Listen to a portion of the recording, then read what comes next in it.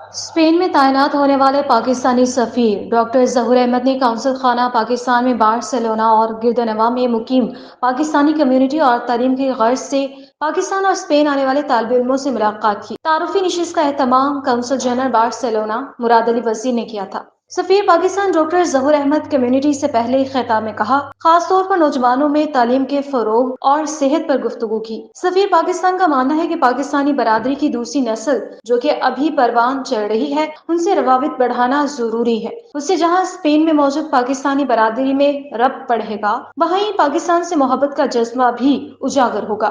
ان کا کہنا تھا کہ ایسے سیمینارز اور نشستوں کی اشد ضرورت ہے جس میں تعلیم اور صحت فروغ پا سکے۔ ان معاشرتی پہلوؤں کو فروغ دینے کے لیے ہر طرح کے تعاون کی یقین دہانی کروائی۔ ان کا کہنا تھا کہ پاکستان بدل گیا ہے، آج کا ابھرتا ہوا، ترقی کرتا ہوا پاکستان ہمارے سامنے ہے۔ جب بھی پاکستان جائیں، بچوں کو دیہات کے علاوہ تاریخی مقامات ضرور دکھائیں تاکہ وہ پاکستانی تاریخ سے واقفیت حاصل کریں اور پاکستان کا روشن چہرہ یہاں کی مقامی آبادی کے سامنے لا سکیں۔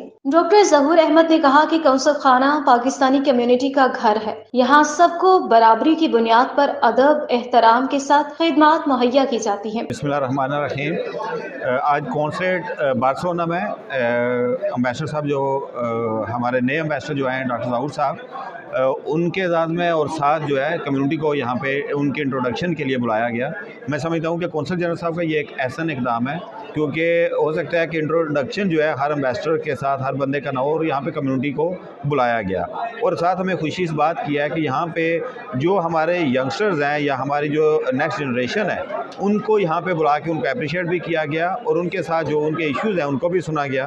اور میں یہ سمجھتا ہوں کہ اس وقت بارسلونا اور اسپین کی ہماری جو سب سے بڑی خوش قسمتی ہے وہ یہ ہے کہ ہمیں ایک مراد وزیر صاحب جیسے ایک کونسل جنرل یہاں پہ ملے، اور ڈاکٹر ظہور صاحب جیسے ایک امبیسڈر ہیں جن کو ہم بڑے سالوں سے جانتے ہیں، اور میں سمجھتا ہوں کہ یہ بہت بڑی خوش نصیبی ہے ہمارے اسپین کے لیے۔ کسی کو بھی مذہب، دولت، برادری کی بنیاد پر فوقیت نہیں دی جاتی، نہ ہی دی جانی چاہیے۔ ہماری کوشش ہوگی کہ ہم پاکستانیوں کے لیے آسانیاں فراہم کریں۔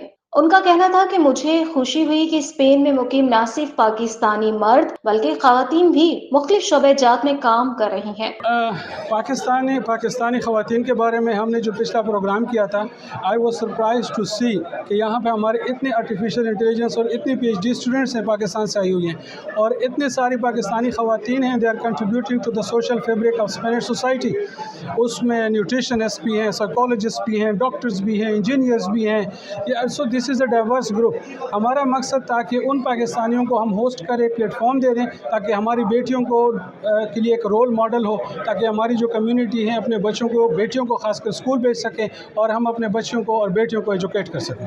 اس موقع پر قونصل جنرل بارسلونا مراد علی وزیر کا کہنا تھا کہ بارسلونا میں مقیم کمیونٹی کے لوگ چاہے وہ کسی بھی شعبے سے منسلک ہیں، وہ پاکستان کا روشن چہرہ ہیں۔ مجھے اس بات کی خوشی ہے کہ نوجوانوں کے ساتھ پاکستانی خواتین بھی مختلف شعبہ جات سے منسلک ہیں۔ مجھے بہت خوشی ہوئی یہاں پر پاکستانی کمیونٹی کے ایک گروپ جن کو ہم نے دعوت دی تھی وہ یہاں تشریف لائے، اور ہماری کوشش تھی کہ ہم پاکستان کے جو مختلف شعبے میں جو لوگ کام کر رہے ہیں ان سب کو یہاں دعوت دیں۔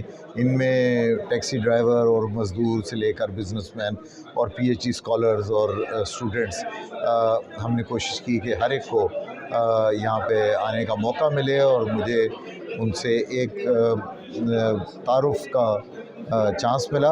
اور میں یہ سمجھتا ہوں کہ ہماری جو یہاں پہ کمیونٹی ہے وہ بہت محنتی ہے، جفا کش ہے، وہ جس بھی شعبے میں کام کر رہے ہیں ان کا پاکستان کے لیے دل دھڑکتا ہے، اور وہ اس شعبے میں اپنی ایمانداری کے ساتھ، محنت اور جفا کشی کے ساتھ اپنا کردار ادا کر رہے ہیں۔ یہ بہت خوش آئند ہے۔ ہمیں بچوں کی تعلیم کو اولین ترجیح بنانا ہوگا۔ اس موقع پر تعلیم کی غرض سے اسپین میں موجود پاکستانی طالب علموں نے مختلف مسائل اور اسکالرشپ میں تاخیر کی نشاندہی کی۔